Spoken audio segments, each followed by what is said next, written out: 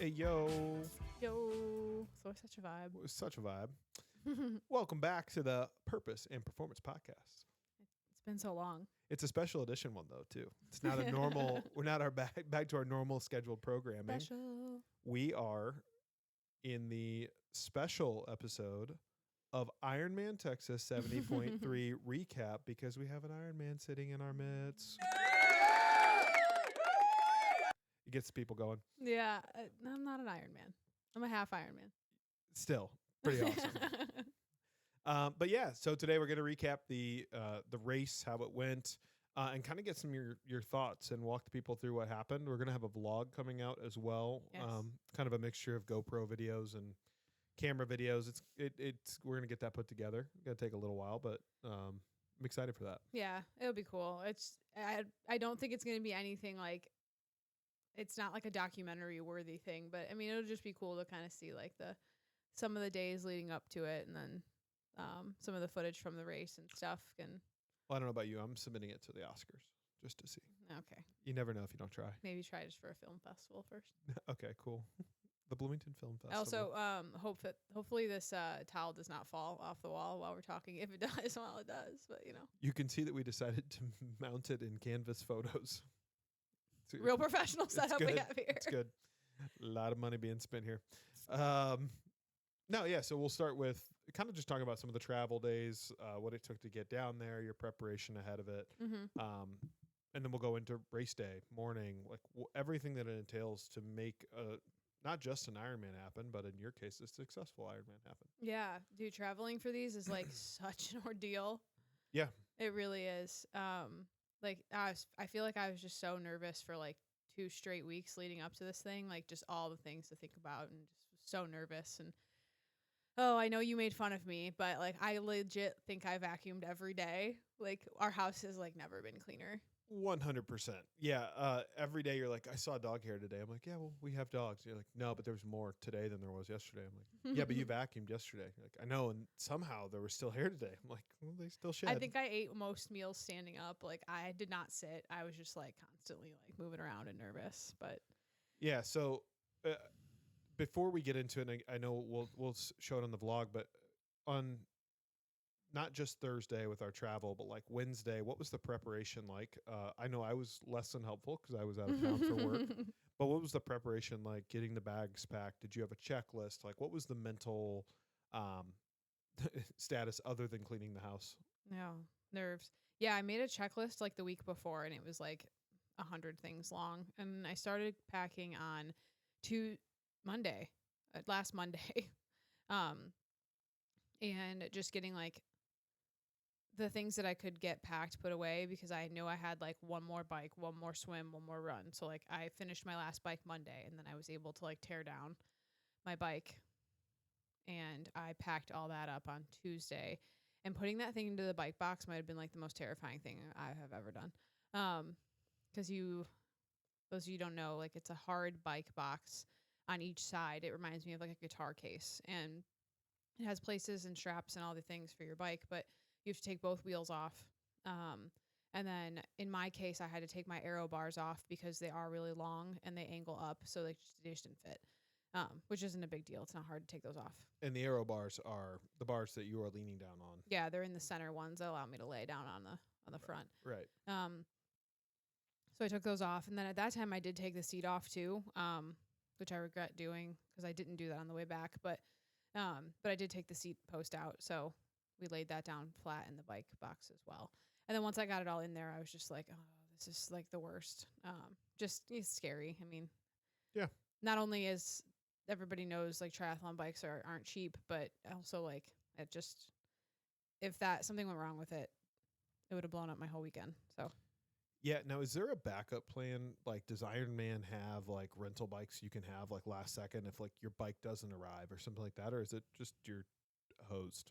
Well, there were people posting in like the Galveston Facebook group just being like, I came from Switzerland and my bike didn't make it, or like I had a cable break in transit, or whatever it was. And they're like, is there anything we can do? And like people like from the area were like, hey, I'm 2 hours away. Like I have that size frame. Like you can come use my bike, which I would never offer if I were those people. But I mean, the community is really nice. But The community is nice. I don't participate in that part. I don't. I mean, I'm sorry. Like, I don't know. I don't know you. What if you crash my bike? Yeah, I guess that's the point of the insurance on it, though, which we still don't have. So maybe the No, we do. That came today. From State Farm. Mm-hmm. Oh, they didn't let me know that. Well, I'm glad we have insurance on Bikes the bike were now. insured for the race too. Okay, cool. So, I did not know that. Yeah. Okay, good. Yeah. So I mean, and you can rent bikes if you like travel for races. A lot of people do that. They'll just like rent their exact bike, and then pick it up. And I'm sure that works, but I don't know. I wouldn't want to do that. So yeah. So that's what I did then, and then throughout the week I was able to like pack my swim stuff, pack my run stuff, and then, you know, Wednesday night, the day before we left, which you were gone all week, which was not helping my nerves either because you traveled for work. So yeah, Wednesday night I packed up the very last of my things, and then you got home at like 9:45 p.m. Wednesday night. Yep. Only for us to turn around on Thursday morning and get to the airport at 4:30. Been on a lot of airplanes this month. Yeah. A lot of airplanes this month. All right. So again, Thursday morning, what time do we wake up? 3:30? Yep. Got up around 3:30. Get the bike box packed in the back. Yep. Luggage loaded. Yep. Over to the airport.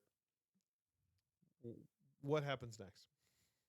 Yeah, I mean, well, checking the bike in, I mean, it was, I mean, not a big deal. It's just like a checked bag. So like they just take it with oversized luggage. But was that your first time utilizing oversized luggage? I've never used it before. So that was my first experience with that. Yeah, it'd be the same concept if it was like golf clubs, or if you check like a stroller, it goes there too. Probably a gun too, like a rifle. Yeah. Yeah. So yeah, I just gave the bike box to the back and said prayers, I guess. Yep. So what I read online, though, is that they didn't have to open the bike box unless it was international travel. So I actually thought everything was going to be okay. And when we got to Dallas, I saw the bike get unloaded. It got unloaded on our side of the plane. So I saw it like on the tarmac or whatever you want to call it. And I was like, oh, there's only one lock on that. Like, that means they either opened it or one of those locks got broken. And if it got broken, that would have taken a ton of force to snap that off. So, like, I was like, oh, they opened it. Right. That's terrifying. And so when we got to go pick it up, it was zip tied in that location where that other second lock was. So we asked for scissors to open the box, which was not shut properly. So cool. Thank you, TSA. And then I opened the box, and the frame was clearly taken out of the straps and not put back properly at all. So it was like very loose on the straps. And then the helmet wasn't strapped down either. And it was just free floating in the box.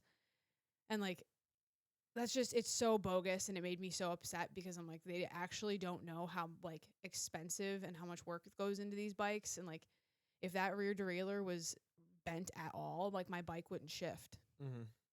And so it's like, imagine somebody just like snipping the clutch of your motorcycle or your car. Like, that's what it would have been. And so like, it's just, it was so frustrating that they were just so careless about it.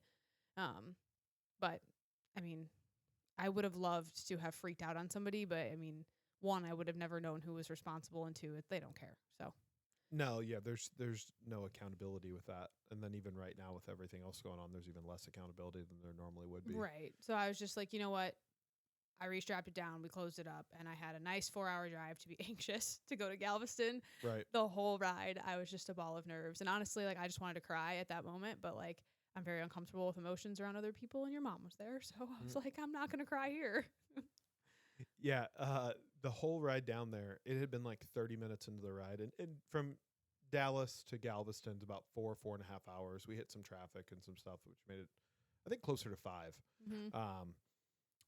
It was like 45 minutes in. You're like, are we closer? Like, how much closer are we? I'm like, we're 45 minutes in. You're like, how much time's left? I was like, 3 hours and 30 minutes at least. And you're like, we've been driving for like 2 hours. I'm like, I think that your nerves have been driving for 2 hours. Yeah. We have not. It was honestly the longest drive ever. But I don't want to skip ahead to the drive yet because we got, let's recap this a little bit and I can take care of this part. So if anyone's paying attention to any news at all, Houston Airport is a disaster. Yes. It's 4, 5, 6, 7 hours sometimes in TSA. The TikTok I saw 2 days ago was 6 hours, and Good the person grief. still missed their flight. Um, we saw that. We knew it was going to be an issue. Our flight back was at 1 p.m. initially back to Bloomington after the Ironman was completed. We were thinking 6 hours before that, plus an hour drive out of Galveston. We're going to be leaving the hotel like 3 a.m. and then standing in line. So a couple days before the trip, I think it was Tuesday, we left on Thursday. We decided to rebook to Dallas, rent a car from Dallas, and drive down. When we initially rented our car from Houston, we had a pickup truck, no problem. Yeah, that would have been easy. Yeah, easy money. So Dallas did not offer pickup trucks, and there was not a single pickup truck in the rental lot. Yeah. So we got an SUV. I was like, hey, I'll get the 7-passenger SUV. The bike box should fit in it, and all the luggage. We should be okay. We get there. They give us a Durango, which is kind of, again, a bogus 7-passenger vehicle because the back is tapered down. It's like a sporty 7-passenger, right? Yeah, it's like a hatchback back. Yeah. So we get out there. We go to load the bike box. Not going to fit. So the bike doesn't fit in the rental. So I go back in. There's a very nice lady who, shout out to her, got us in a bigger 7-passenger vehicle. I think it ended up being like a Nissan Armada. Yeah. We're able to get the bike box in through an intricate game of Tetris, plus 3 suitcases and carry-ons and all that stuff. Very glad your mom is all of 5 feet. Yeah, absolutely. She sat in the back. It was perfect. Well, not perfect, but it worked. So that is everything that led up to it. So not only did the TSA fiasco happen with the bike box and the lock is broken and things are clearly shifted around and not where they're supposed to be and you're already frustrated. We get out to the car and the bike box doesn't fit. So there's no way to actually get the bike in said car. So unideal. And then we start the drive. So emotions were running high in the car. Yes. And it's easy to pray about things. It's easy to be hopeful. It's easy to say those things, but in the moment it can be difficult. Yeah, I was just like, just trust it's gonna be okay. Just trust, big trust. But I was looking at bike shops on the way down just in case something needed to happen. But as soon as we got to the hotel, I was like, I'm going up. I'm putting this together. Mm-hmm. Yeah, and then on the ride, minor thing, completely minor, but like CarPlay's not working half the time. GPS isn't loading. Music's not playing. So like I think we were quiet in the car for pretty much 3 hours of the ride, which might have been for the better for your nerves. But in the last couple hours, we put on some 2000s country. We reset the mood a little bit. Garth Brooks got in there. Yeah. Helped a little bit. A little. Yeah. I was just like trying to think of anything else in that moment. So. Yeah. So, but yeah, I mean, the drive down was actually not too bad. We hit traffic a little bit here and there around Houston, but got to Galveston, pull up to the San Luis Resort, which was one of the Ironman sponsored places or recommended places. Very nice. It was a nice resort. Yeah. They had some cool amenities, pool, spa, all that stuff. But we get there, we unpack. And what then? Yeah, I mean, I put together the bike and ran it through its gears, and it was good. Phew. So all was good. No issues there. So I was really happy with that. And then we went to, did we go to dinner that night? Yeah, we did. We went to Italian. We got some Italian food. Mm-hmm. I went on a run when we got there. You put your bike together while I was on a run, which honestly, again, probably for the best for me to just you were like, escape the room. Could I help you? I was like, leave. Yeah, I was like, I'm going to go for a run. And so I escaped the room and, I think that was for the best. And then, we had dinner that night. And then Friday, we got into the like pre-Ironman stuff. Yeah. Talk a little bit about that. Yeah. So Friday morning, I just went on a bike ride, quick 45 minutes, made sure everything was functioning. And it was. There was nowhere to bike there, though. I mean, I went up like the seawall, like boulevard, very bumpy, too many people who weren't paying attention, but we won't go into that. Yeah, they're so upsetting. You can go into it a little bit. I mean, when I was running, I saw it as well with I can't imagine being on a bike with that.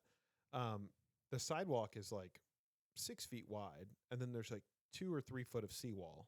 So you can walk on any of it. So like think there's 9 feet and everyone's got to share the same sidewalk. There were people that were walking 5 or 6 people wide. Yeah, just not. So no one, even someone walking, couldn't get by them unless you're like, hey, excuse me. Right. And so like biking, even bigger problem, especially when you're trying to move and get through your gears and cycle through it and actually Yeah, I practice. mean, I'm like yelling like, "Hey, like I'm coming up, like I'm gonna be on your left or whatever." And I do remember there was like an elderly woman who just like was probably just like enjoying the sound of the sea or whatever. And I was like trying to get her out of the way because like I'm either gonna have to hit my brakes real hard or find I don't know. It was annoying. And I scared the pants off her. I mean, she jumped and moved out of the way and I was like, man, like walking 3 wide is not helpful. Like, I mean, I don't know. Well, Because there wasn't another side to walk on, so it definitely needed to be 2 lanes of traffic there. something to note too, so people might not be as familiar with like the kind of bike you have. It's not like there's suspension like a mountain bike. So it's not like, oh, I'll just drop down off the sidewalk onto the street. It was like a 6-inch drop. Like the curbs there are big because of the hurricanes and all that stuff. They try Yeah. to keep as much water out. That might break your frame if you had to do that. Like these bikes have no suspension. So even these little bumps she's talking about in the sidewalk are like tukunk, tukunk, tukunk on her bike. Versus like Yeah. a mountain bike, you wouldn't even think twice about it. I wouldn't think anything about it. No, I wouldn't. I mean, I would even on my road bike, I would even feel better about it. But Yeah. the littlest little bumps make me feel like I just got shot through the roof on this bike. So, and it's not like I have like quick access to the brakes either. So it's like it's just all very like sketchy when people aren't paying attention, and you have to pay attention more. Which whatever. Anyway, I don't want to like ruminate on it, but whatever. I got my bike out of the way. And then we went over to the athlete village and I checked in and got my stuff. And I actually thought it was really funny because the lady checking me in was like, "Have you ever done one of these before?" And I was like, "Nope, first one." She goes, "Well, where are you from?" I'm like, "Illinois." She's like, "Well, why'd you come here?" I'm like, "It's flat." Like, I don't know. The course is flat. Yeah, I was like, I'm not gonna pick like the hilliest course ever to do my first one at, but whatever. So that was funny. And then after you get all that stuff, like you get a cool backpack and your T-shirt and whatnot. We stayed for the athlete briefing, which basically just explains all the rules that they write in the athlete guide and like just things to look out for and whatever else. And then stayed for the swim talk, which basically just gives you like tips. And I was just kind of like, okay, cool. Like it re-solidified everything I already knew. I don't really know that we needed to stay for that, but I mean, I'm still glad we did. And I just thought it was really funny when they asked for questions at the end, and that guy was like, "Do I need to do a warm up?" And it was, it was just really funny. Do you recommend warming up he for was the like, swim? Yes, you should warm up. And so it was funny. Yeah, that was good. But yeah, the athlete village was really cool. We spent way too much money at the store, but I mean, worth it, in my opinion. It's your first Ironman. Yeah. So I got a whole bunch of clothes, which was really awesome. And sporting them now. This one has all the names on the back. Nice. Yeah. So yeah, and then Friday was good. I mean, we went to did we go to dinner that night? Yeah. Yeah, we went to like a very nice steakhouse that night. Yeah, the resort that we stayed in had a steakhouse, Italian. I mean, they had all kinds of stuff. They had quick stuff, little bistros. The food at the steakhouse was phenomenal. Yeah, that was one of the best steaks I've had in a very long time. It was really good. Yeah. Yeah. So, yeah, I guess, I mean, then bring Saturday, which is like, if you unfamiliar with triathlons, like you bring your bike in ahead of time. So Saturday you have to bring your bike in from 10 to 5. It's like a mandatory check-in. So we just got there at 10. And went over to bring my bike to my spot. I found it. Wind was wild that day, and I hung it by the seat, which you usually do, and it was whipping it around. And I was like, like, I'm not doing that. So I ended up hooking it by the brakes, which kept it solid, even though you're not supposed to do that. But they were allowing it for just to do it overnight, and then you had to switch it when you got there in the morning. There were a few bikes that were at a 45-degree angle because the wind was just blowing them sideways on the rails. Yeah, I'm absolutely not leaving that like that all night. Like, yeah. That's scary. And I think another question that a lot of people do ask me, and your sister asked this too, is like, you just leave it there overnight? Like, how do you ensure things don't get stolen? And like every triathlon has like security and there's police around, and you actually aren't allowed in transition unless you're an athlete and have a band, which is this green thing, and it has your number on it, and your number has to match your bike stickers, and you cannot actually exit with anything unless you prove your number and then it matches the stickers that are on your gear or your bike. and everything is checked. Like they will not let you in. There's security, and they check everything. So it's very well done, and everything is safe. So, And then at night, I even noticed when we showed back up that next morning, there were cops. yeah, there's Like- always police. Yeah. Yep. And people wonder why Ironman and triathlons in general are so expensive, but you think about it. I mean, there's road closures. There's paying the police officers to be there and guard all the bikes. There's like everything that goes into it. I mean, there's so much equipment and people setting all that stuff up. I mean, they work so hard. So your money goes to good use. For sure.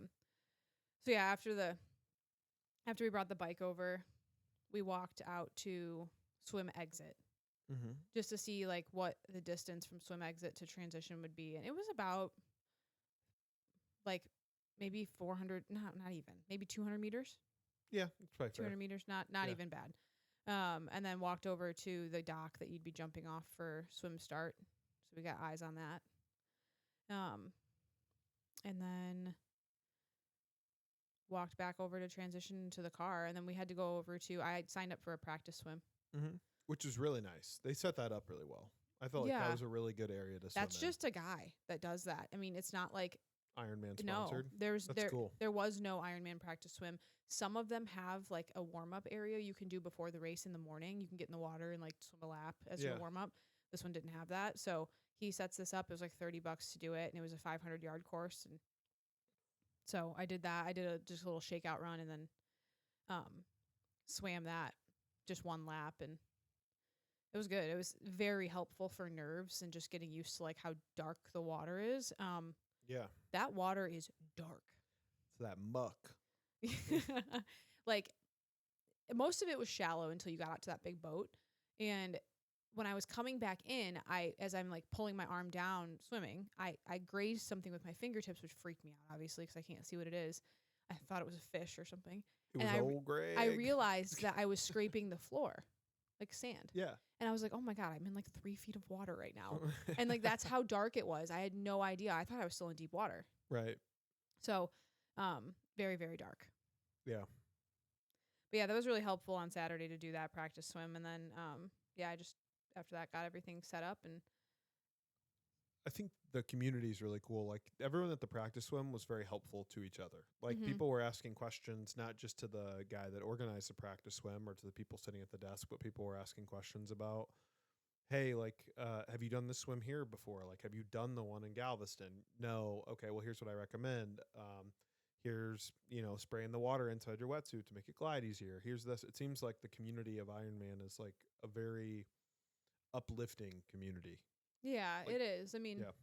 I think everybody who does Ironmans knows what it takes to get there. And so it's like, don't be a jerk. Like, Yeah. And some people are brand new, and like everybody is scared when you're new. Like, I mean, especially for the swim, like anything you can do to really help other people out is just, you should do. Yeah. No, that was really cool. Yeah.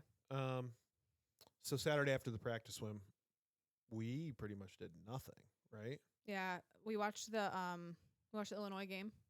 Yep. What Beat- else did we beat do Iowa. Saturday? ILL. I ran go. Saturday. Yeah, they did beat Iowa. They did beat Iowa. Final Four. Yep. Yeah, and you made me cry, I don't know what you're talking which about. is really funny because we have to tell the story. You went and got Whataburger with your mom, and I stayed in the hotel because no thank you. And I just didn't want to go anywhere. And I texted you and I go, can you get me a cry? And then I was like, I mean a fry, sorry. And it was just ironic that happened because then before we went to bed, you're like, I made you something. And you had, I guess, asked everybody to make me a video of like encouraging words or something and put it into like this whole video beforehand. And it was cool. It made me cry. So I got my cry. You got your cry And my your fry. fry. You got both. You got But yeah, both. no, it was really awesome. And everybody who did that, like, that meant a lot. And it's going to make me cry again. So that's really cool. Gosh dang it. But it meant a lot to me because I was just Yeah. like, oh, that's really cool that everybody like cares. Well, and I was trying to find something to do for you for the race.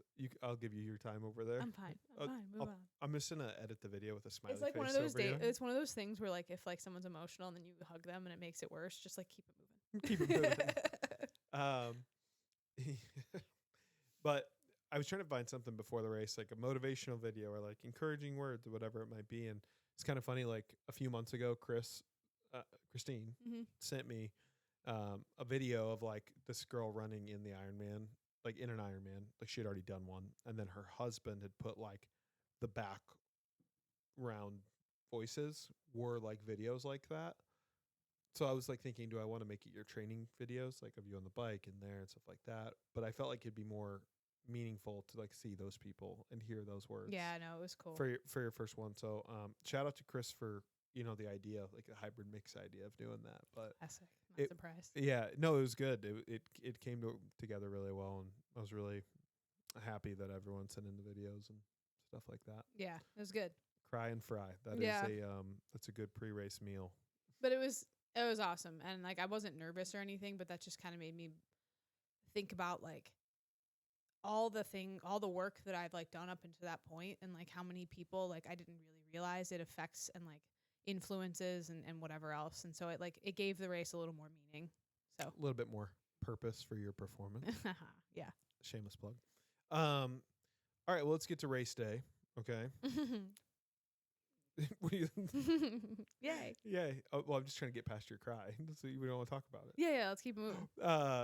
No, in the morning, we woke up at 3:30. 3:30. Got all situated, got in the car, and again, the bike is already at the course. Yep. So you got your suit on, brought your wetsuit, you had your bag. We get there. What's the first thing you do? I have to go to transition, and I have to like lay out everything in the order of which I will need it. And this is really important if you want to go fast in your transitions and be efficient. So, I laid a towel out, and that's just, and honestly, I didn't even use it, which was dumb. But I laid a towel out, and then I had my run stuff at the back, and then my bike stuff at the front. Helmets down on the ground, a bunch of other things that were just needed. And then once that's all set up, I pumped my tires, made sure those were good, filled all my bottles on the bike for my hydration, and then came back to the car. Mm-hmm.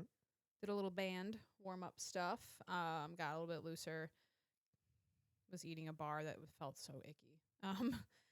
It's tough to eat that early and when you're that nervous. Put my wetsuit on, put it on backwards, realized I had the zipper in the front, which if you've ever put a wetsuit on, once you get the legs on, you're like, oh, yes.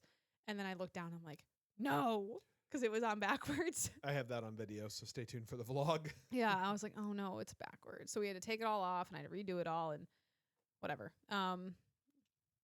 Yeah, and like, honestly, like, I poured water down it when we got to the swim start, and like, that helped a lot. I mean, it really did make it move more. It gets more malleable. So like, that was a really good thing.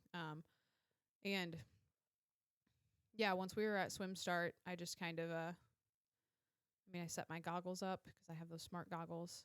So I set those up to be ready to roll. And then the swim start, actually, spectators don't go with you. They can't go to the dock here. So No. I was like, all right, see you later. I was like, adios. Watch out for sharks. Have fun. Yeah, and you self-seat at this race, so they had signs, and I put myself between the 40 and 43 minute group. And you're just standing there with hundreds of other people. Just waiting to go. Yep. They had 2 docks that you jump off of.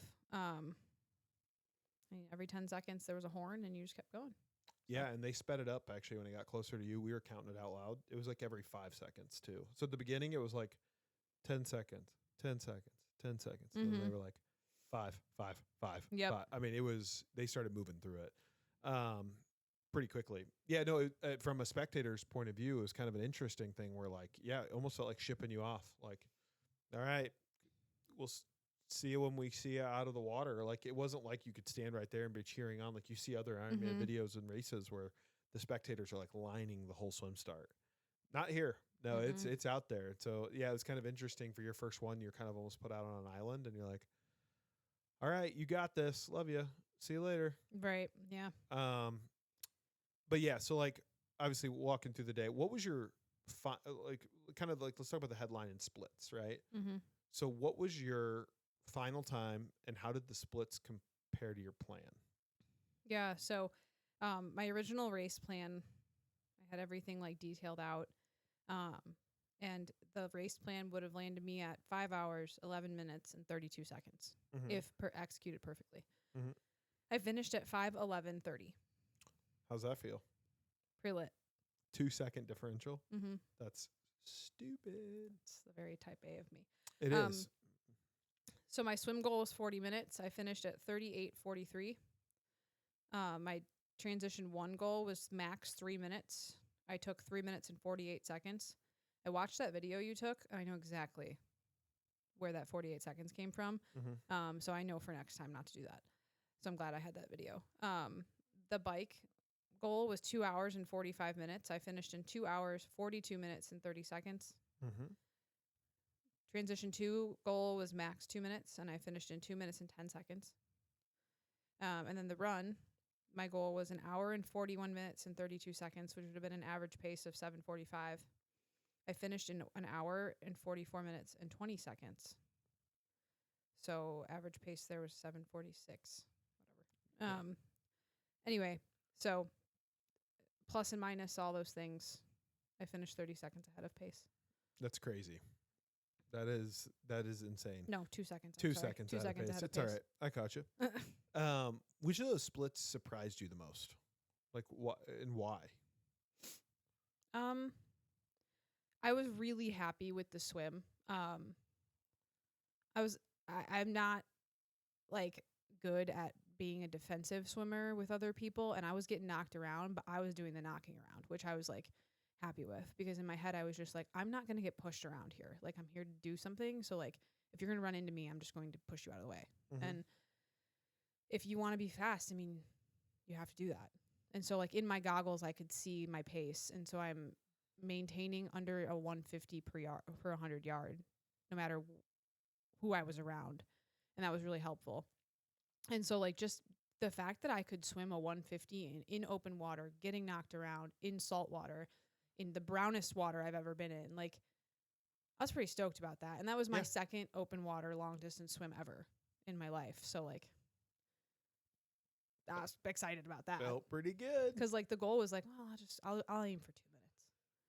And so I was able to, and there were some stretches where I was doing like a 135 where there was like nobody around me, and I was able to kind of pick up some speed. So that was really cool. That was really surprising. And like the bike was honestly surprising too, that I was able to maintain the speed that I did. And I didn't hit my watt goals there at all. So I was much lower than anticipated. So yeah. So was the swim being faster than your goal a little bit of a shock? I mean, yeah, I definitely was going to be okay with not being fast there. Yeah, I think one of the cool things is the Ironman tracker app, which you got to set up with ahead of time. Anytime you cross something, like it let me know instantly. Mm-hmm. Like you crossed it, instant notification to the phone. So when it said 38, I looked over at my mom and I was like, that's faster than she wanted. That's good. And then we saw you like 2 seconds later coming up out of there, which again, you'll see on the vlog. But like the app's helpful for that because I knew what you were shooting for too. Yeah. So it's kind of fun to like, this is a 5-hour race, but it builds excitement the whole time because I know at each point what you're trying to do and what miles an hour you're trying to maintain. So like as a spectator, you kept saying, oh, hopefully it wasn't boring. Hopefully it wasn't boring. Like at every point in time, I'm pretty sure my mom and I had our hands on the phone. Like, oh, that was a little bit faster than she wanted. That was a little bit slower. Yeah. That was a little bit faster than she wanted. And we was like watching. It's really cool. A lot of people commented on that. Yeah, like it's neat. After the race, saying like how cool it was to be able to like track. It was very helpful. So with the swim though, like you talked a little bit about you can't necessarily be a defensive swimmer and be good. Like what was your strategy then? Like you got to be on the aggressive a little bit. And you mentioned your goggles, how you have the smart goggles. Like, do you feel like that helped you stay controlled? Did it help you follow your plan more? Mm-hmm. Yeah. Yeah, because I mean, let's compare it. Like when I'm running and I don't have a watch, I can generally figure out how fast I'm going. I have no clue when I'm swimming. Like I have no idea.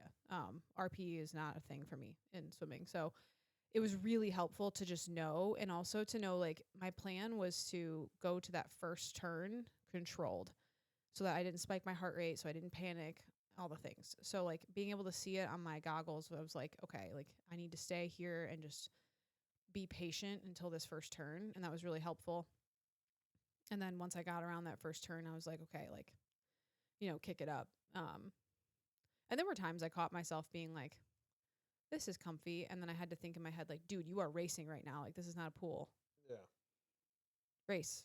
Right. So Makes sense. it's easy to not use your legs in a wetsuit, and then also even easier to not use your legs when you're in salt water, because you're literally on top you're of the literally water. floating. Yeah. So it's easy to just use all your arms, and maybe retrospectively this is why my arms blew up so bad when I got out of the water, because maybe I was using too much of my arms. Yeah, you did a 1.2 pull. Right. And so I think I could use a little bit more of my legs, but that also spikes your heart rate. It does. So it's a game. Yeah. Find the balance.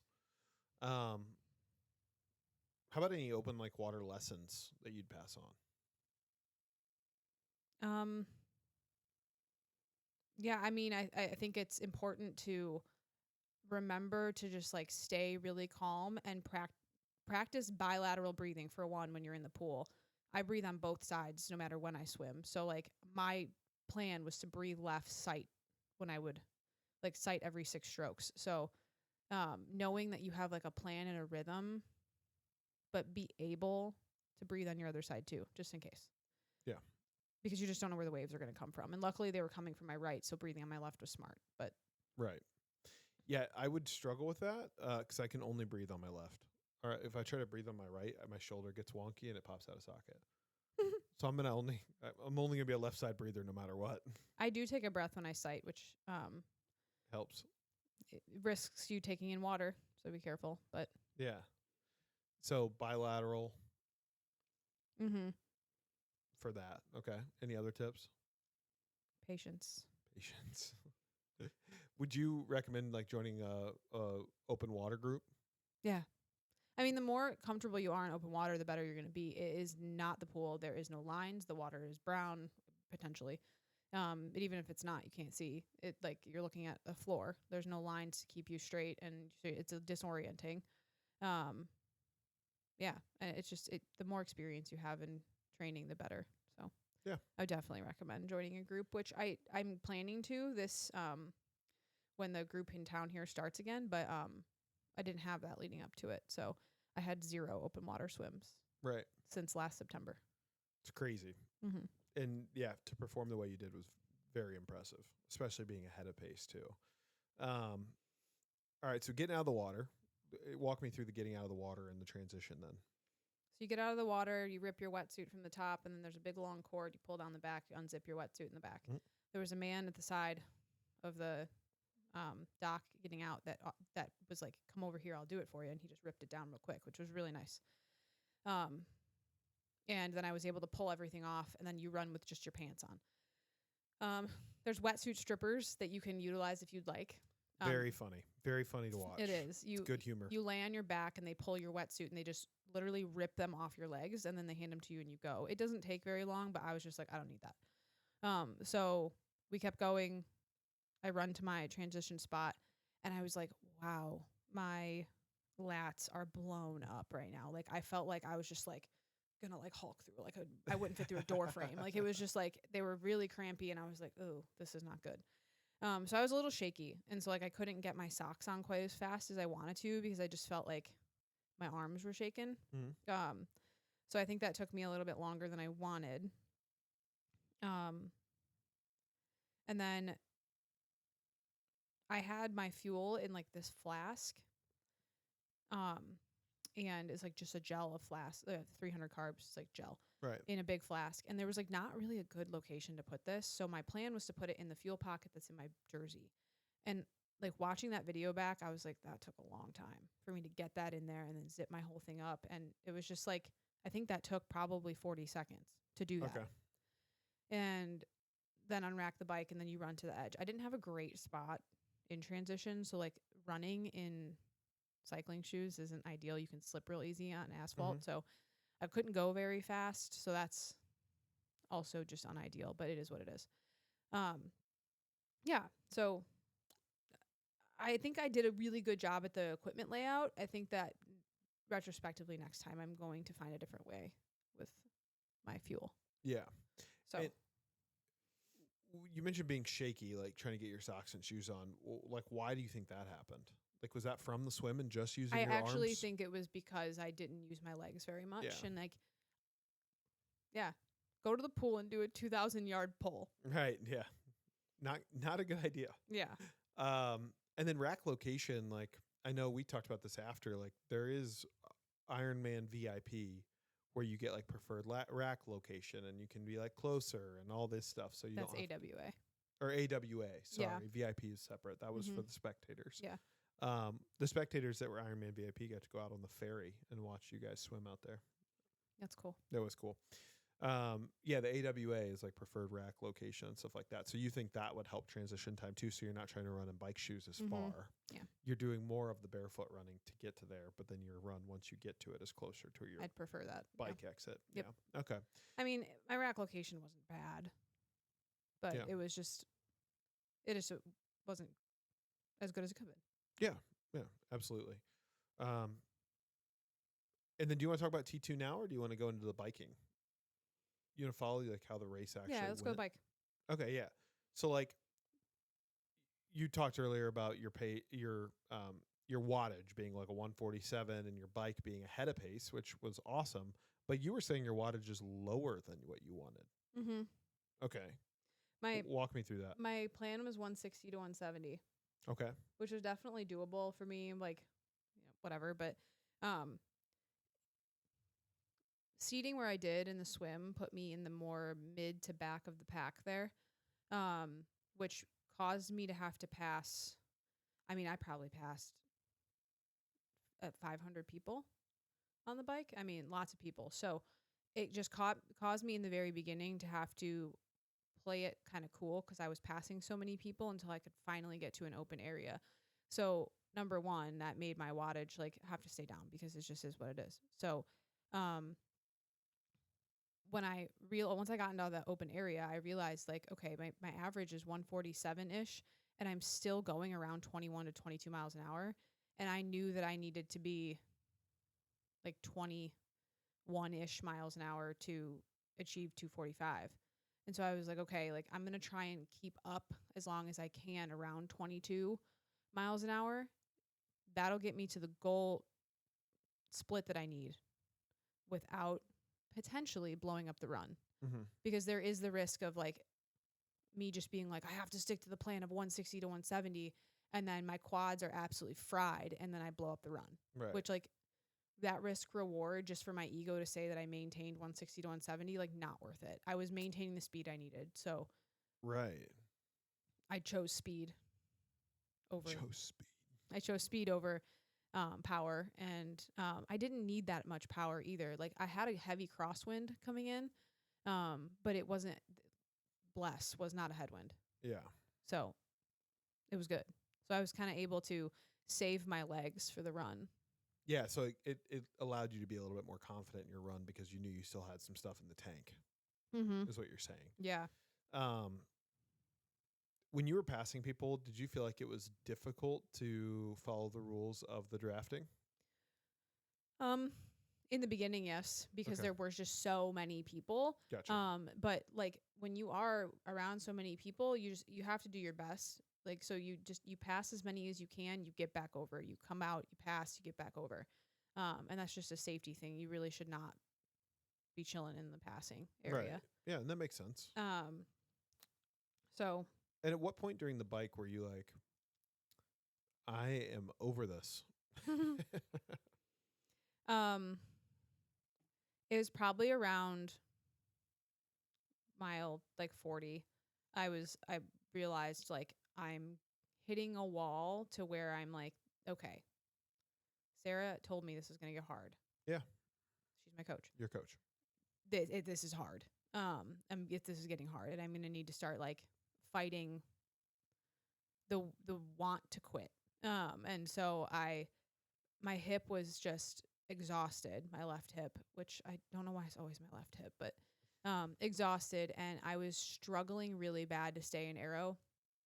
And so you can see on the tracker my speed drops a little bit. And I was just like, I had to stand up a few times to get my left leg straight, to like let my like hip get a quick break. I was coming up out of aero to like, again, give my hip a break. Like it was just frustrating. And in my head, I was just like, I have done 4-hour rides on the trainer in silence in the garage, staring at nothing but the garage. Like That's right. I can do this. Like it's just 16 more miles. Yeah. So Yeah. No, I mean, that definitely helps on the mental side of it because you're like, I've been here. I've been in the pain cave, and you've rode further than 56, but maintaining that and being in that race mentality for 56 miles. I watched people check out of that mentality. I told you that. Like I mhm. saw people very clearly check out of the race mentality when coming in from the bike.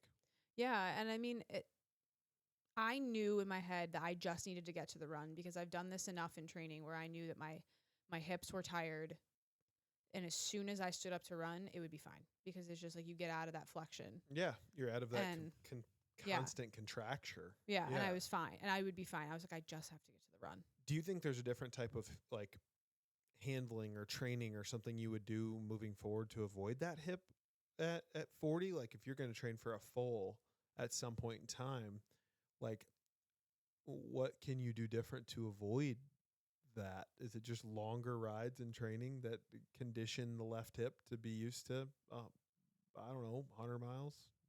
I mean, I think number one, I think that all of this is coming from glute weakness. Your hip can overcompensate Okay.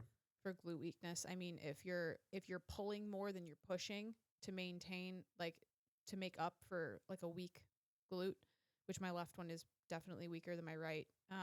That could be something that adding to it. So like I think I need to focus on strength Mm-hmm. for sure. And make that like a strong priority. And I mean flexibility as well. I mean it could be a tight hip flexor as well. It just could be a lot of things. But I also think that the 90% of my rides, actually all but 3 of my rides for this Mm-hmm. training cycle were on the trainer because it was winter. Right. You don't need to use any stabilizing muscles on the trainer. You're literally laying on a bike. Like it's not hard. It is so different outside.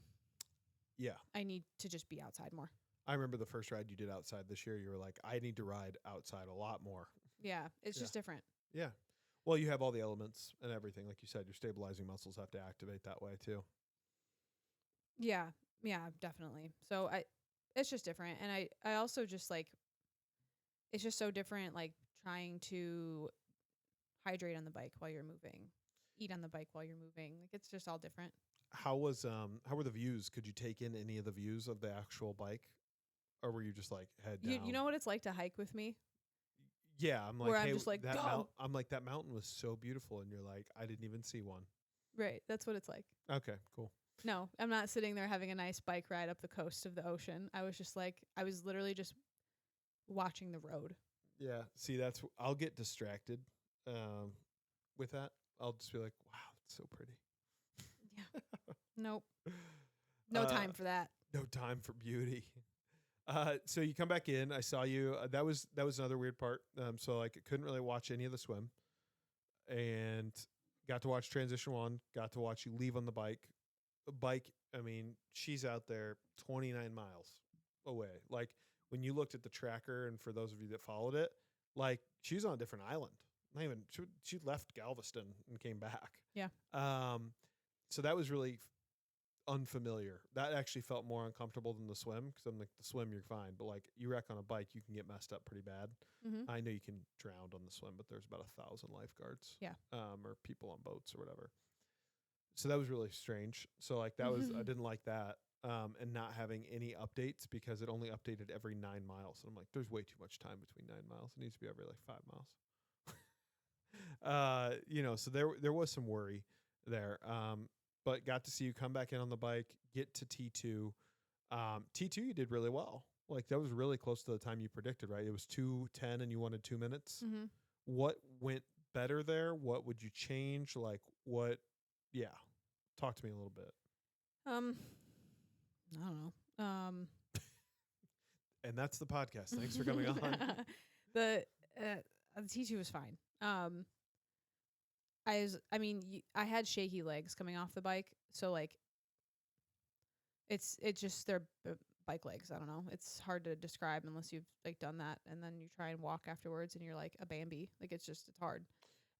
when you're saddled out too, like your hips have been so used to pushing out and down versus like your run, which is a little bit thinner. Truly, yeah, you feel it when you unclip and go to swing your leg over the bike, and you're like, please do not fall, because it's like you're Right. shaky. Um, and then you have to immediately run on sketchy shoes to, and then to go rack your bike. I don't actually know what I could have done any better here. Like I put my shoes on, grabbed my water bottle, Honestly, it looked fast. and grabbed my stuff, and I just left. From like my perspective, it looked fast. Yeah. I was like, wow, okay, she's out there. Visor on, yeah, bottles, shoes on. See you later. Like it looked quick. Mm-hmm. My Nikes are really difficult to slide on, so like that could be it. But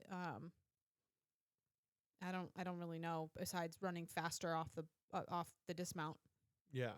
How did you feel like a little bit of nutrition here, kind of break this in to both. Did you feel like you nutrition wise coming off the bike going into the run, did you have it? Like was your 290 to 310 carbs on the bike, was that adequate? Was it too short? Was it good enough? Did you come into transition feeling all right? Like what was that like? I think that, I mean, I know mathematically that's probably enough. Um, the bike should just be a feast, to be honest. Like if you don't eat and drink on the bike, you just will not survive. So I know that I think I did enough. When I checked the fuel flask after, there was 120 left, and I had 300 in there. So 180 was what I consumed out of that, and then I had backup gels in my bike, and I know that I consumed 240s and a 30 there. So I know I did enough there, and my electrolytes had some carbs in it too. So something right around there. I think it was good. I just think it was uncomfortable to try and utilize that flask. So I'm going to find a different way to make that happen next time. I think that I'm going to try and put just multiple gels in the back of my suit and be able to just pull one out, eat it, and then stuff it into the compartment on my bike for trash, and then just keep doing that, because I know I can reach one and then put the trash between my fuel bay thing. Yeah. So I think that might be a better option. It'll shorten my T1 transition, and it'll just be like a little bit more comfortable for me. I would say where I had a lot of issue was hydration, and I need to figure this out. So I had a tank with a straw on my between the arms clip, and then I have my inner bike, which is another tank, but it's in my actual frame with another straw, and then I had a down tube like Aero flask.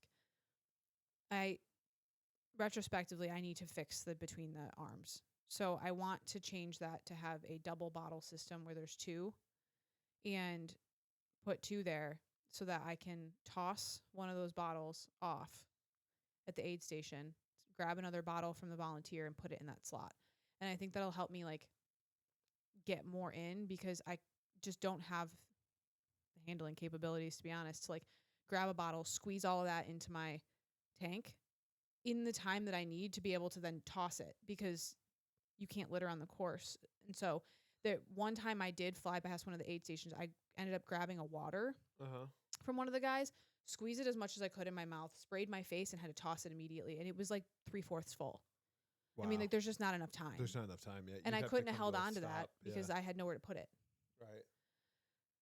So just lessons learned. I don't think I drank. I don't think I had enough on the bike. Okay. And I think that's an issue, because I definitely needed more salt. I regret not using my salt tabs. I was 100% flirting with cramping on the run due to that. Yeah, that is what I was worried about watching you run too. I was like, hydration was a problem. Now I will say, not to get ahead into the run, but the heat in the bike started to kick up a little bit, but the heat on the run was more serious. Like, I mean, it was. And the Texas heat, you were starting to feel it. Not just you, everybody, spectators. I mean, it was 80 degrees, but 80 degrees in Texas is straight sun beating down. There was no coverage on that course either. Yeah, it was no coverage on the bike or the run. It was just kind of out there.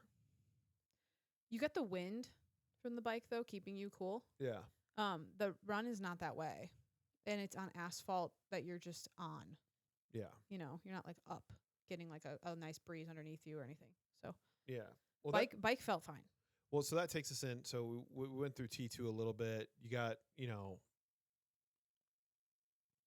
the one thing that we kind of skipped over, like your wetsuit when it came off at T1. You get on the bike, you get off the bike. You had some chafing issues from the wetsuit coming, not from the wetsuit itself, but coming off, and it adjusted your tri-suit underneath to where it wasn't sitting where it was normally. No, usually it's very like smooth pant.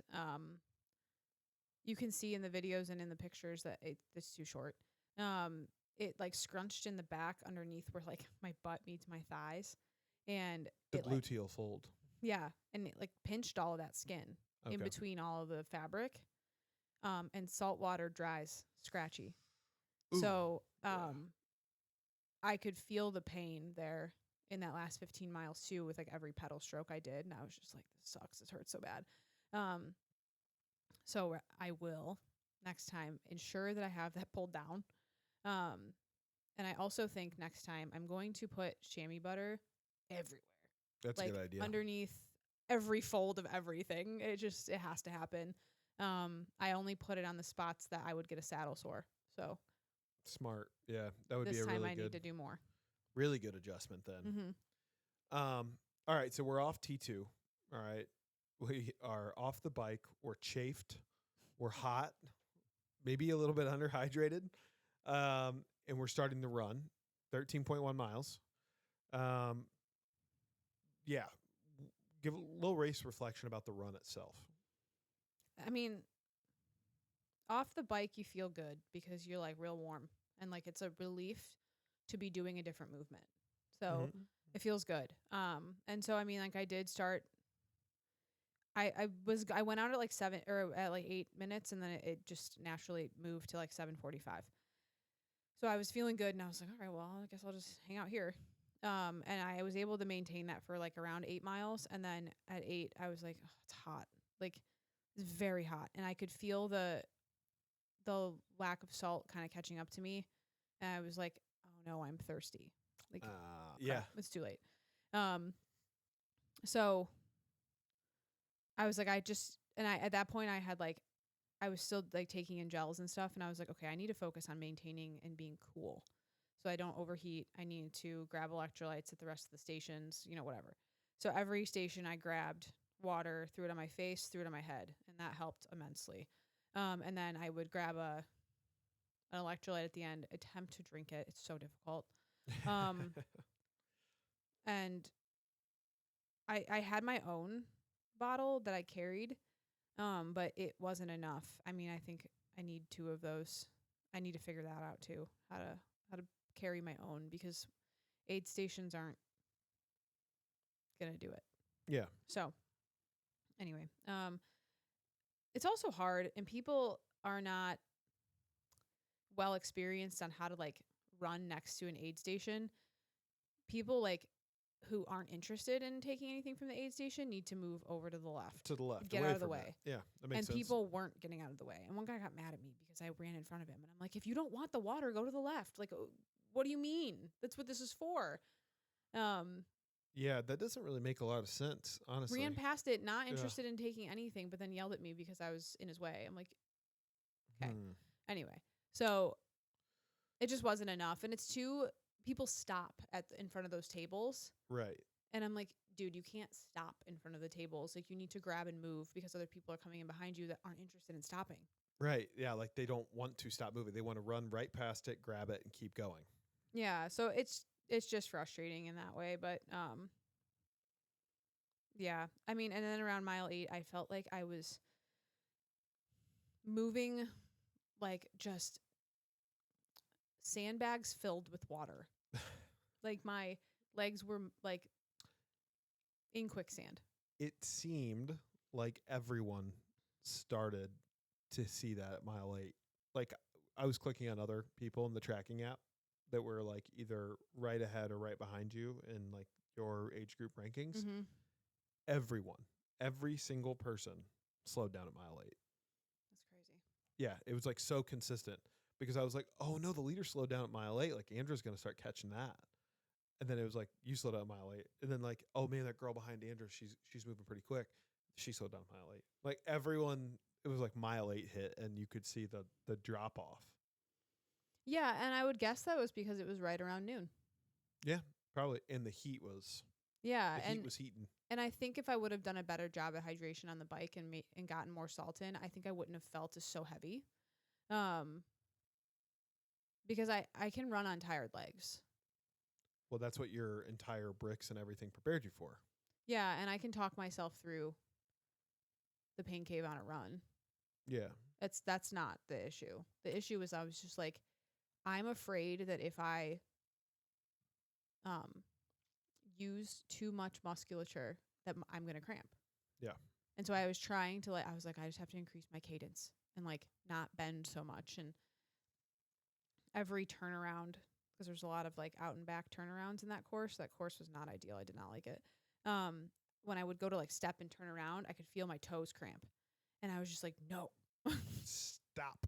So yeah, I would like to be able to add in like some more sessions this time around where like I do longer runs off the bike as opposed to like a 20-minute run, just to like get used to like the tired leg.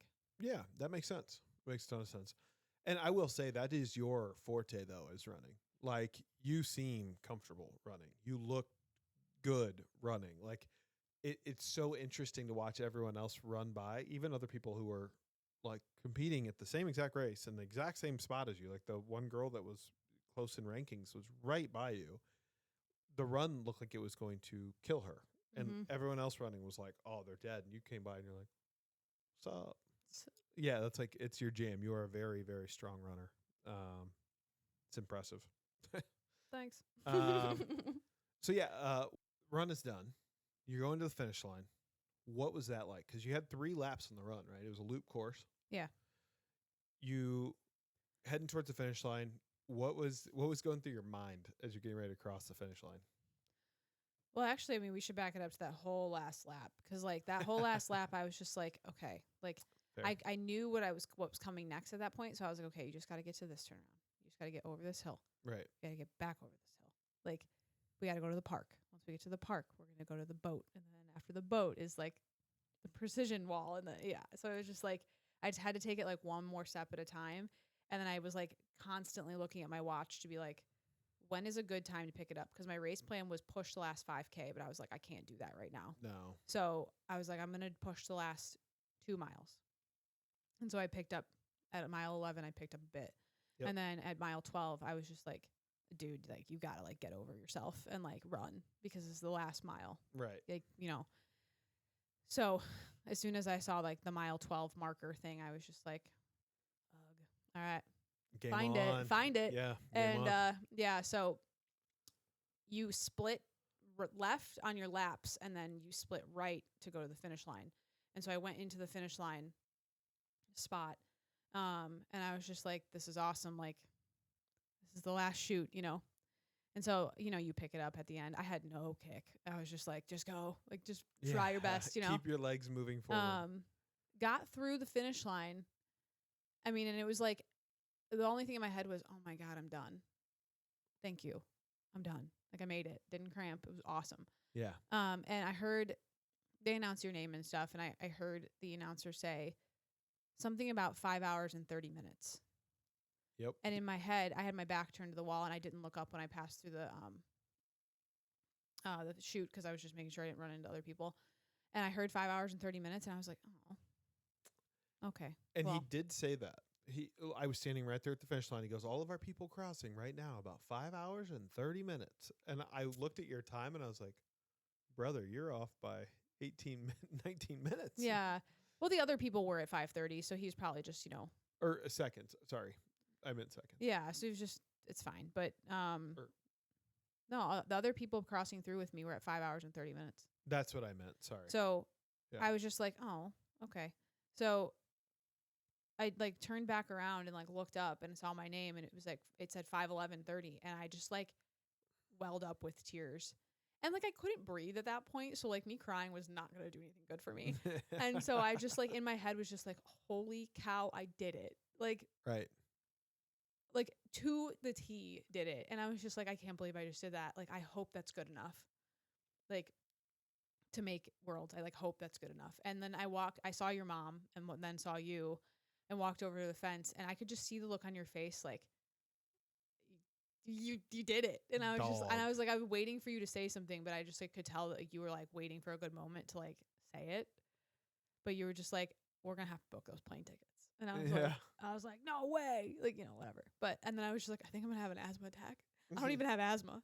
And you were just like, breathe, and I could just feel like the because I was like emotional, but also Yeah. couldn't breathe from the run, and it was like, yeah, Yeah. No, I when you crossed, I was feeling really good about the plane ticket comment because I was like, I had so many things I wanted to say to you, and I was just like, you did it. We're gonna need to book some plane tickets. It was awesome. Yeah. It was really cool. The profound sense of proudness that I had in that moment was cool too. Like I thought it was really cool after the Chicago try and how excited I was. And I thought it was so cool after other races where I've watched you do things and I'm like, this was so different. Like it was just months and months and months of that training and watching you do it and being so diligent, like your commitment, your discipline, your consistency. But seriously, like watching it all combine to come to that moment was really cool. Thanks. It was neat. I wasn't emotional though.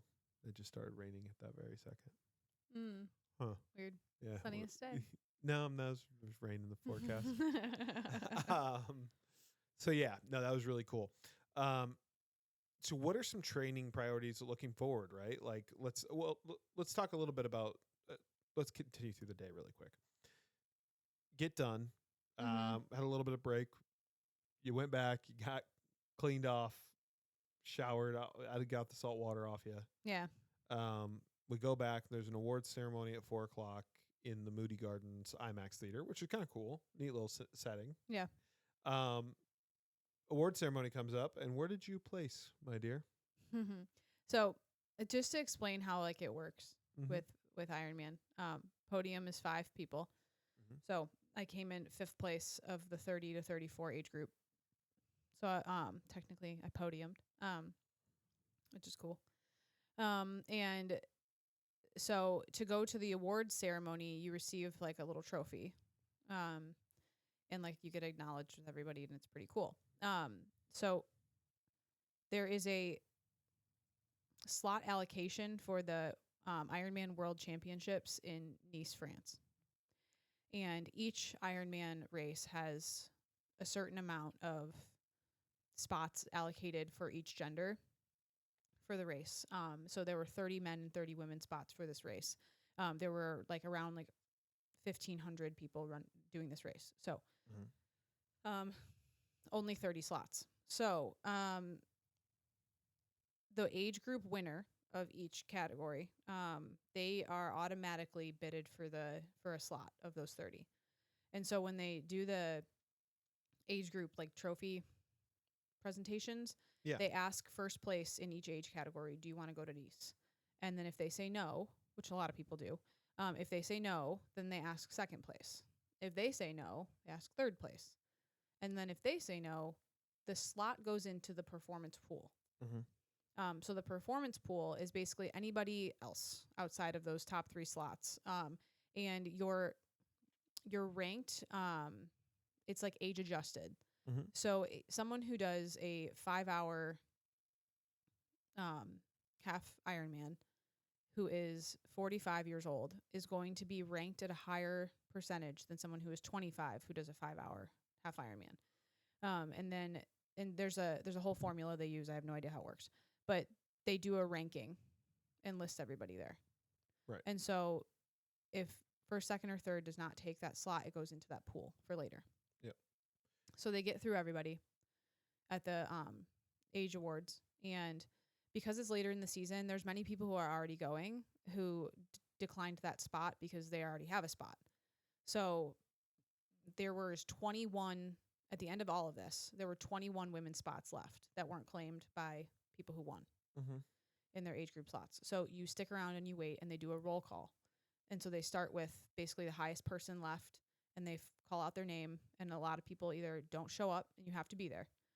So they either don't show up, and so there's no one in the crowd to say yes, like I'm taking it. So then it goes to the next person and the next person. Right. And people who were there who wanted it, you stand up, say yes, and then you go and claim your invite.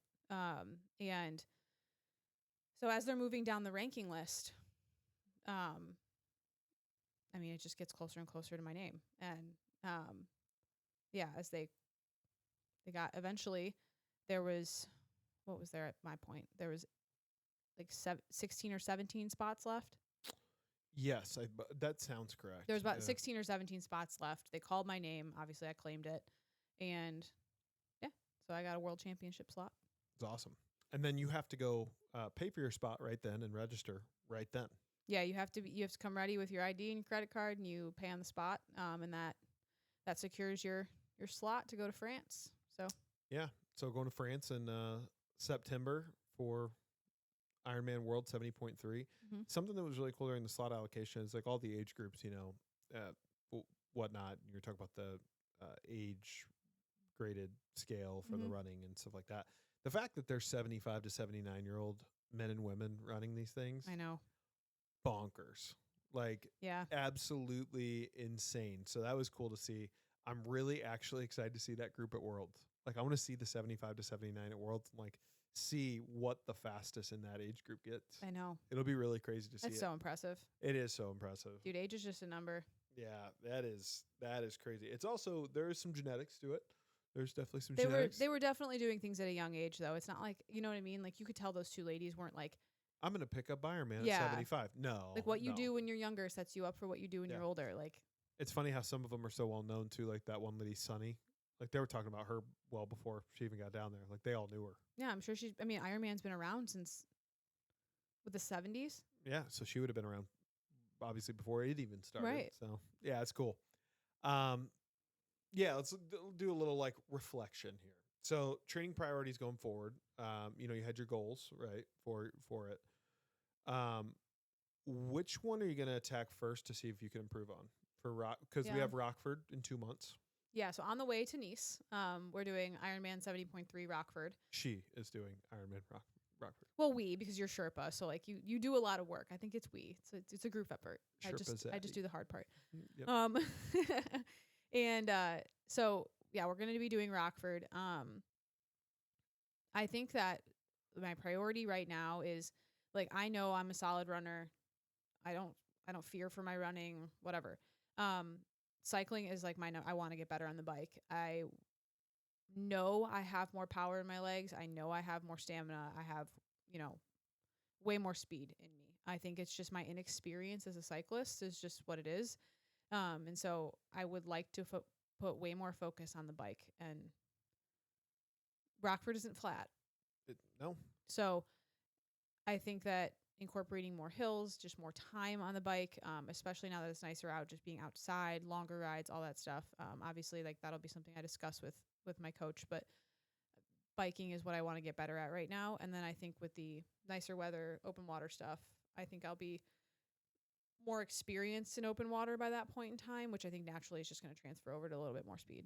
So okay, yeah, that makes sense. And these are kind of rapid fire-ish, but what would you say were some unexpected moments? Like, was it the hip hurting? Would you say is an unexpected moment? Was it something in the water that was unexpected? And how do you think you're going to change those for Rockford and for Nice? Like, I get what you're saying on the timing and the improving the certain things, but were there things that you were like, ooh, I got to change that? You noted one earlier about putting the gels in the inside pocket of your tri-suit. Like, that was a no. Or not the gel, but your drink. I think I was just, some things I thought would work out well, just didn't. I don't know. I didn't know any better. But I was surprised at how exhausted it came on. Like the exhaustion just was like, I felt good. And then I was like, boom, this is hard. And I was like, wow, okay. That was a little bit unexpected. And I think like the absolute necessity of salt and you take in more than you think. Yeah. That is like that. It was a hard lesson there. Thank God I didn't cramp, but I will never mess with that again. That's good. You'll actually use the salt tabs. I'm going to do that. Well, Well, especially because the salt tabs are a little bit easier because you're not trying to take in so much fluid while taking in all these carbs. Like you almost get overloaded with like the oral fixation of like, all right, I have to do that. Like almost like you talked about before the race. Like I've got to eat something, but like it's almost a chore because your focus is so much on the race, and then while you're intaking all these carbs, your focus isn't like I'm. It's not like I'm hungry. It's like I need this for fuel, but you can almost feel sick from Mhm. all that. So the salt tabs would help with that Yeah. compared Mm-hmm. to that for sure. For sure. Um, in regard to what all of this has meant to you, right? Like we've talked about on the podcast a lot, your sobriety and your identity and what that looks like now. Like, what would you say that has meant for your journey? Like, you've completely reinvented yourself. Like, what would you say to someone who's either starting to do this, and what would you say for yourself as like what this has meant for you? Yeah. I've always let alcohol blunt my potential. And I'm going to just speak in athletic terms here, but this applied to everywhere, every part of my life. But it has blunted my athletic potential since I was 16 years old. I mean, it ruined any chance I had at playing collegiate basketball. I mean, any chance I had at being a good CrossFitter. Um, and then, same thing with the chances with powerlifting and all that stuff. And I've always been untapped in my running, but you know how hard it is to run hungover. so, um, so it constantly taking away like my gifts and blunting my potential and all of that stuff. Like in getting sober, I ran a half marathon while still drinking. Like it sucked a lot. But like in getting sober, I was able to continue with the running and like realize that like I didn't use this to like stay sober, but it was like an unknown gift that this is what would keep me sober and make me realize again that like this is like where I belong. And I think that this like race really proved to me that like I belong here Right. and that like I can unequivocally trust myself to put in the work and then like get the reward on the other side, which is like the race of the celebration of all the work and like follow through and hit goals. And it's really cool to know that like something I felt was so earth-shatteringly scary of like never being able to drink again ever and thinking like my social life is over. I'm going to be such a loser. Like, how am I going to deal with emotion? Right. And thinking that this was just like so earth-shatteringly horrible to now looking back like 473 days later, Yeah. like, wow, like this is so cool. And like, I would have Yeah. never been able to do this 473 days ago. And this is so much more meaningful than any night out at the bar ever was. Yeah. And so it's so cool to like prove to myself that like I can do hard things. And like I think it means a lot seeing everybody else who has commented on social media or reached out to me personally or whatever that says like this is so inspirational. Like we've been following this whole time and they've been quiet, which is it's okay. Right. Yeah.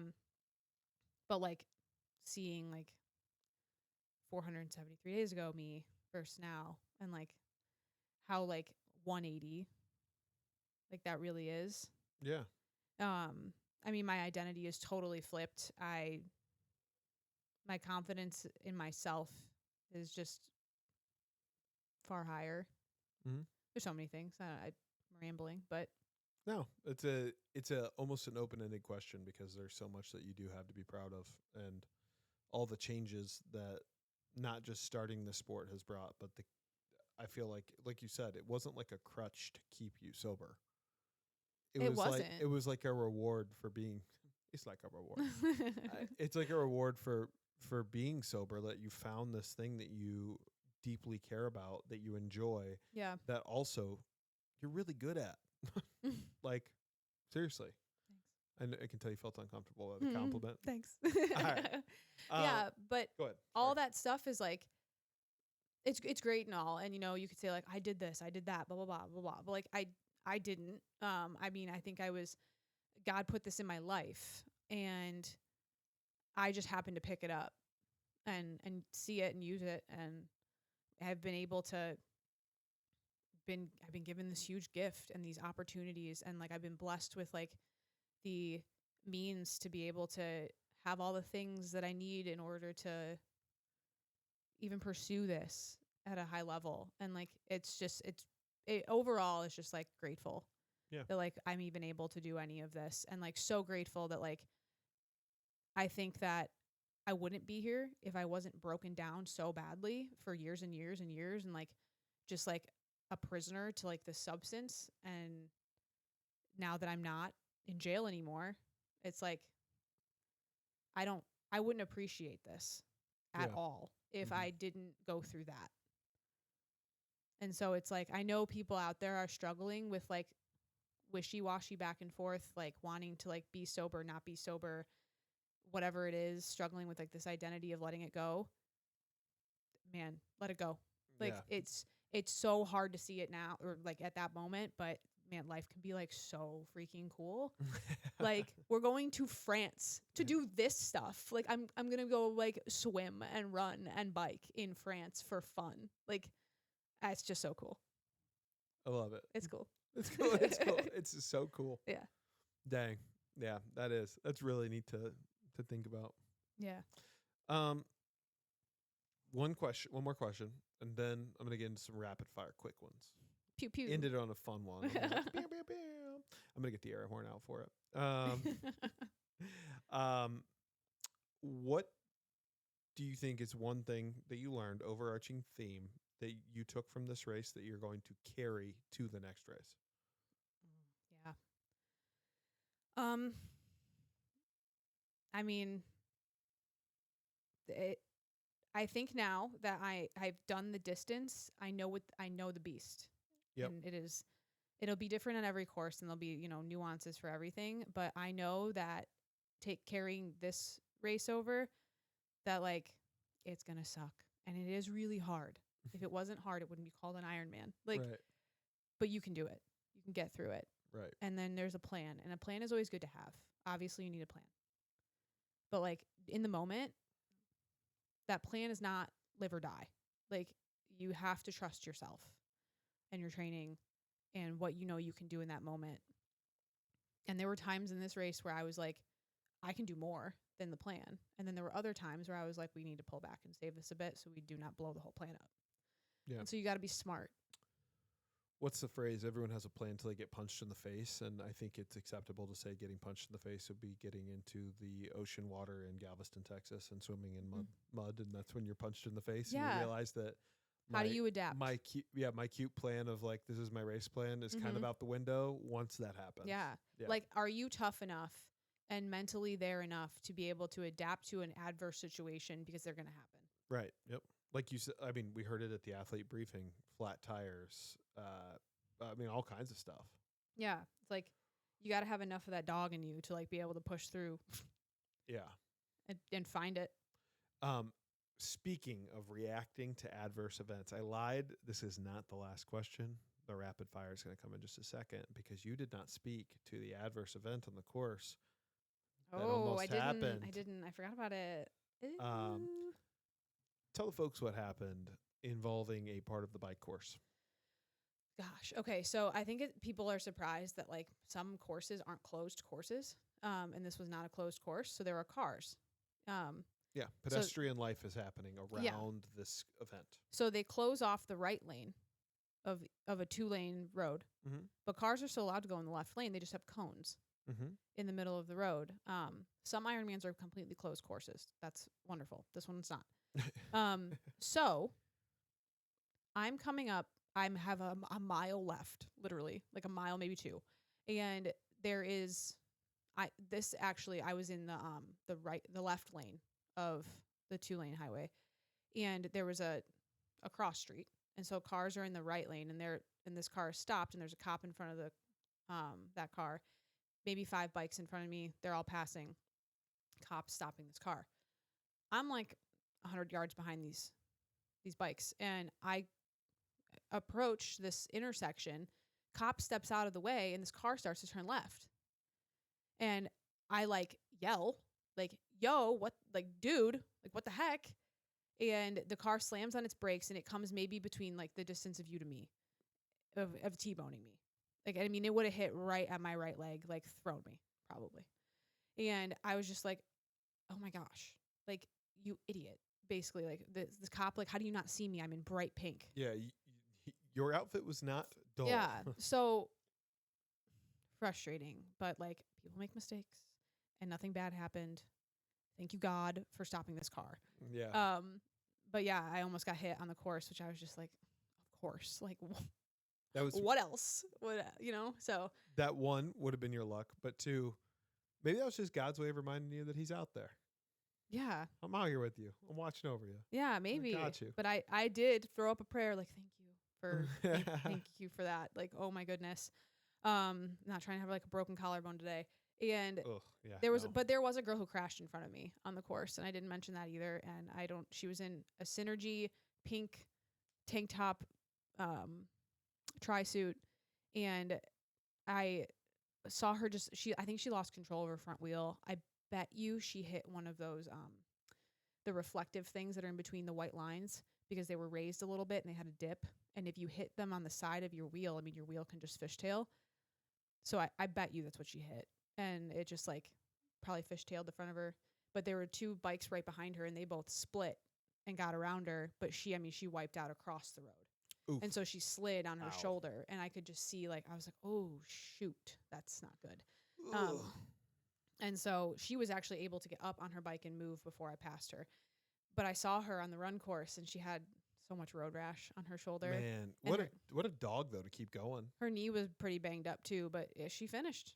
Adversity happens. It's how you react to it, just like you were saying. So I don't know who she is, but good for you. Good for you.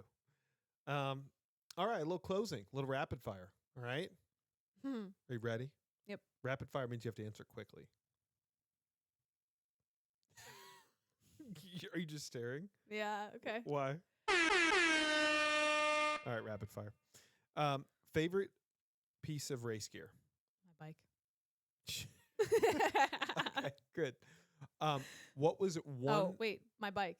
I ride a Quintana Roo VPRI or VPRI. V-Pri, the rocket, as we call it. We call it the rocket. It is silver. It is beautiful. Beautiful. One non-negotiable pre-race ritual. Prayers. Prayers. Biggest overall lesson from Galveston. Trust yourself. Favorite part of the actual course.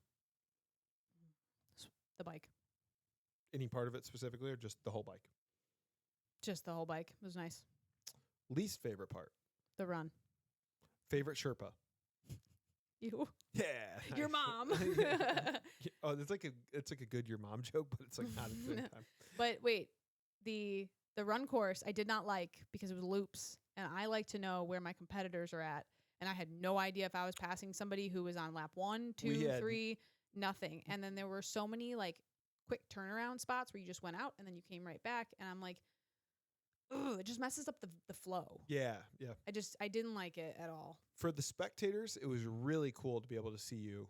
Yeah. I got to see you six total times, 7/8 if you count the finish line time. So really cool to be able to see you. Had no idea. Same like watching as a spectator. I don't know who you're competing against, except for I did know the one girl because I kept seeing her go by, and with her bib number, and I obviously have the access to that. Mm-hmm. But like knowing that she was like 14 seconds in front of you. I wish you would have yelled at me to tell me that. See, and I didn't know if you would want me to or not, so I didn't.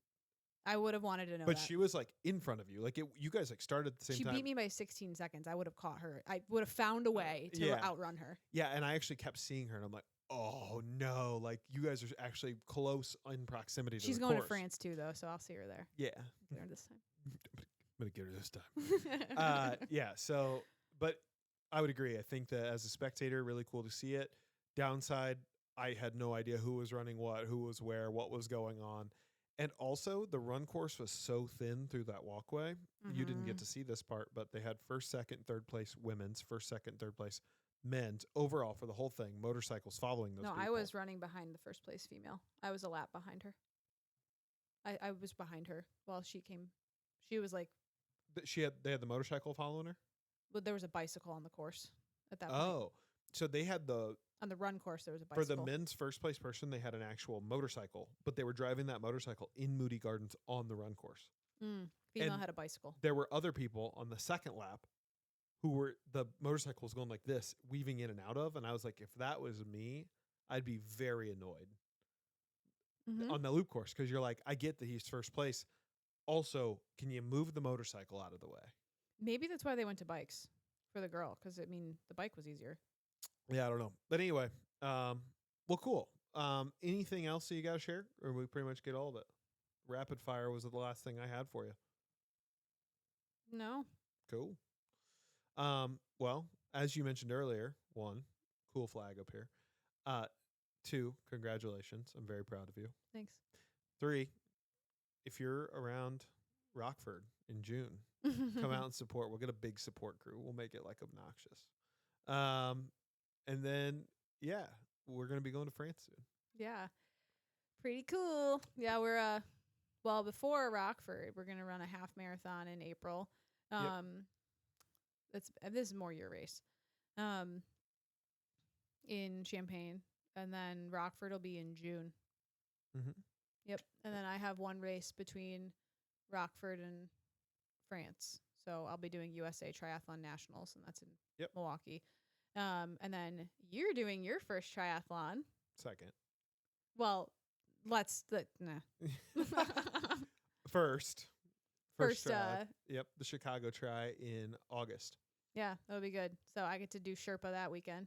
Sherpa. And then and then we're going to France, and that is September 12th. Yeah. It's awesome. I'm excited. And we have a friend going too, so like I'm excited to like be there with someone, and like it's going to be a good time. Yeah, I'm probably just going to put my feet up and let you guys talk Ironman the whole time. I'm probably not even going to speak. I might be one of the French mimes that you'll see. be able to contribute because you'll have done a triathlon, and you'll be like, ooh, experience. Well, not that you haven't now, but you know what I mean. Like, yeah. No, I'm going to be a mime. I'm going to be a French mime while you guys talk. I'm just going to be acting. I'm in a box. Just camera. By myself. Yeah, I'm just just have a camera out. But. Yeah. But that's what's next. So awesome. Well, this has been our special episode of the Ironman 70.3 Texas. Yeah. Congratulations. Thanks. We out. Bonjour.